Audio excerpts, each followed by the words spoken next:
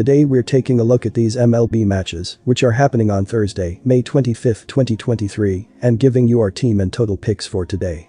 Welcome back to High Stakes. Before we dive into our video, don't forget to subscribe and to push the notification bell so you don't miss any of our videos.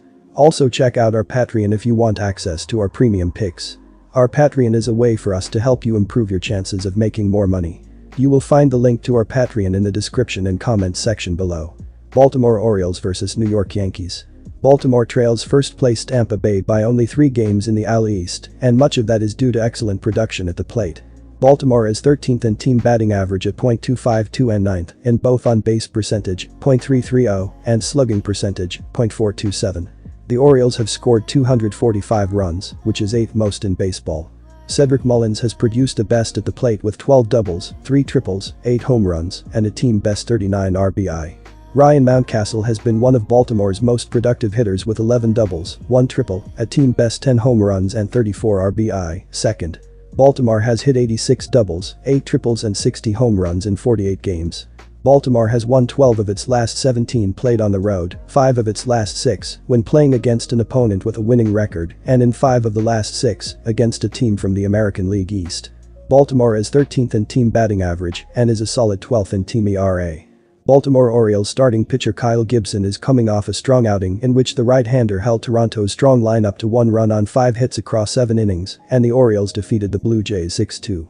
New York starting pitcher Clark Schmidt pitched well last time out, but in his start previous to that, gave up 6 hits and 7 runs in only 14 innings. Our team pick is Baltimore Orioles. The New York Yankees have the 5th best team ERA in baseball at 3.69 and are 7th best in WHIP at 1.24.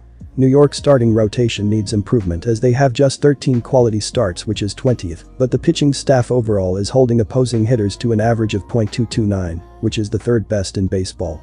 Jarrett Cole is the leader in strikeouts for New York with 70 and has a team best 5 wins. Clark Schmidt will get the nod on the mound Thursday for New York. This season the right-hander is 2-4 with an ERA of 6.00 and 54 strikeouts. Our total pick is over 9 runs. San Francisco Giants vs Milwaukee Brewers. The San Francisco Giants have started to make a move in the NL West standings as they push back toward .500 on the season. The Giants have won 7 of their last 10 games and took the first 2 games of the series in Minnesota heading into the finale on Wednesday afternoon. On Wednesday, the Giants' defense made 3 errors to extend innings and never recovered from an early deficit to lose out on a chance to sweep the first-place Twins. Starter Anthony DeSclafani went 5 innings and allowed 7 runs, only 4 of which were earned, to drop to 3-4 on the season. Webb has been outstanding in his last 3 starts with an ERA under 1 run per game. He leads the Giants in strikeouts and has 7 quality starts among his 10 starts this season. He squares off against a Brewers team that is down 4 starting pitchers and will likely use this game as a bullpen game.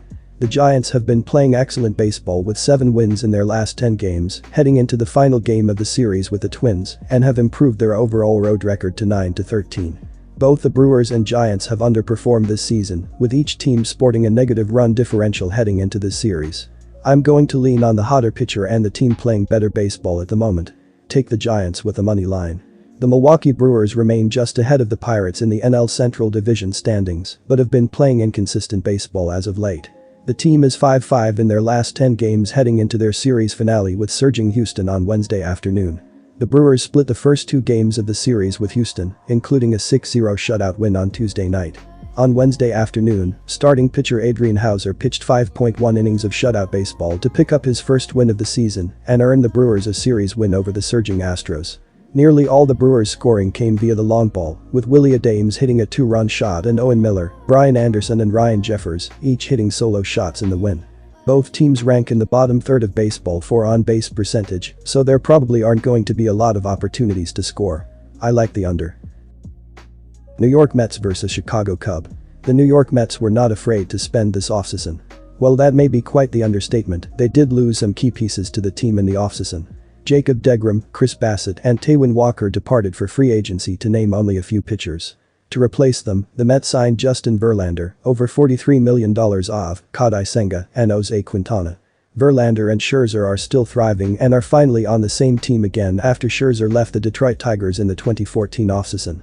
In the bullpen, the Mets re-signed Edwin Diaz to a record contract for a closer, signed David Robertson, and re-signed Adam Ottavino. Among the hitters, they were able to bring back Brandon Nimmo for an 8-year deal at $162 million and traded James McCann to sign Omar Narvaez. They also spent a few bucks on some less notable names as well. Their total spending among all their new contracts was just under $500 million. I'm going to go for somewhat of a bold take in this case. Despite Carrasco's putrid ERA, I don't believe it will stay that high forever. Therefore, he is due for a few good performances. I expect Hendricks to have a bit of jitters and try to do too much on the mound. I also have confidence the Mets offense will score more than 2 runs of offense the next time they play. Chicago is 9-16 when playing a team over .500. Although the Cubs won the 2 games before, I don't have as much confidence that they can complete a sweep. Our team pick is New York Mets.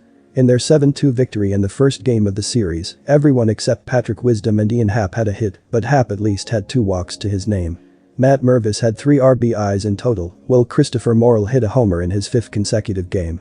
Drew Smyly had a quick but solid outing, going 5 innings and limiting the Mets to only 2 runs, while the bullpen took care of the rest.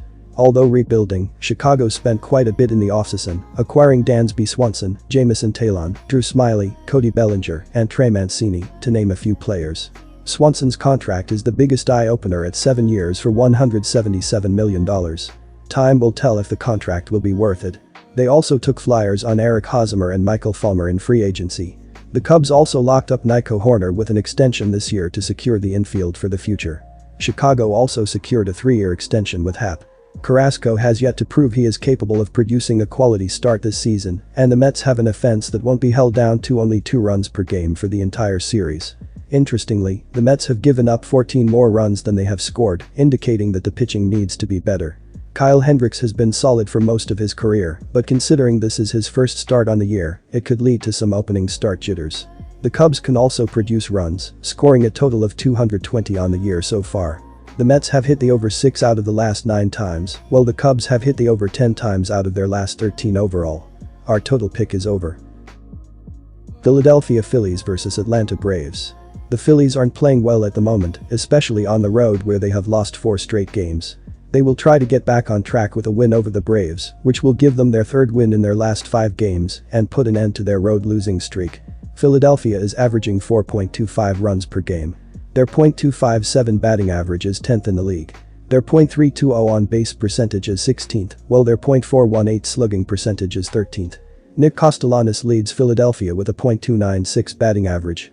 Kyle Schwarber leads the team with 12 home runs, while Alec Boehm leads the team with 33 RBI. Philadelphia's pitching hasn't been good, with the team giving up 4.92 runs per game. Opponents have a .249 batting average against the Phillies, which is 18th in the league. Their 4.54 ERA is 23rd, while their 1.32 whip is 20th. In his last start, Nola gave up 4 hits and 2 runs in 7 innings, leading to a 12-3 win over the Cubs. They will need another solid start from him if they want to win this game. The Braves split their last 6 games, but they've won 5 of their last 9 home games. They struggled offensively in recent games, scoring only 10 runs in their last 3 home games. But they won't have trouble scoring in this game because they've done well against right-handers, and Nola has struggled on the mound, especially on the road where he has given up 9 runs in his last 3 starts. He gave up 4 runs in his last road start against the Braves and will have a hard time slowing them down in this game. The Phillies have lost 7 of their last 9 games and 8 of their last 10 road games. They have struggled offensively in recent games, scoring only 10 runs in their last 4 road games. Even though the Braves have not announced their starter for this game, their pitching staff has done a good job on the mound this season, with the Braves ranked 6th in the league when it comes to runs allowed per game. With Philadelphia struggling offensively, the Braves will keep their offense in check, so go with Atlanta to cover the money line. Our team pick is Atlanta Braves. The Braves didn't play well over the past week, and they've lost 3 of their last 5 games. Despite their slump, they still have a 4.5 game lead over New York in the NL East standings and will try to increase their lead with a win over the Phillies, which will give them their 3rd win in their last 6 games. Atlanta is averaging 5.15 runs per game. Their .256 batting average is 12th in the league. Their .332 on-base percentage is 7th, while their .456 slugging percentage is 2nd. Ronald Acuna Jr. leads Atlanta with a .337 batting average. Matt Olson leads the team with 13 home runs, while Sean Murphy leads the team with 36 RBI. Atlanta's pitching has been good, with the team giving up 4.02 runs per game. Opponents have a .242 batting average against the Braves, which is 12th in the league. Their 3.64 ERA is 4th, while their 1.27 WHIP is 11th. They will need a solid performance from their pitching staff if they want to get the win. Our total pick is over 8.5 runs. Oakland Athletics vs Seattle Mariners. The Oakland Athletics fell to 10-40 on the season following Tuesday's 3-2 defeat in Seattle, extending their losing streak to 6 games. The A's have gone 2-14 over their previous 16 games overall, scoring 3 or fewer runs 13 times in that stretch. JP Sears will toe the rubber Thursday in Seattle. The 27-year-old left-hander is 0-3 with a 4.99 ERA, 1.15 WHIP, and 51/10 KBB ratio in 9 starts, 48.2 innings pitched, in 2023. He's pitched well over his previous 2 outings, tossing 5.1 innings of a 3-run ball, 2 earned, and a no decision against the Texas Rangers, and 6 frames of a 2-run ball in a no decision versus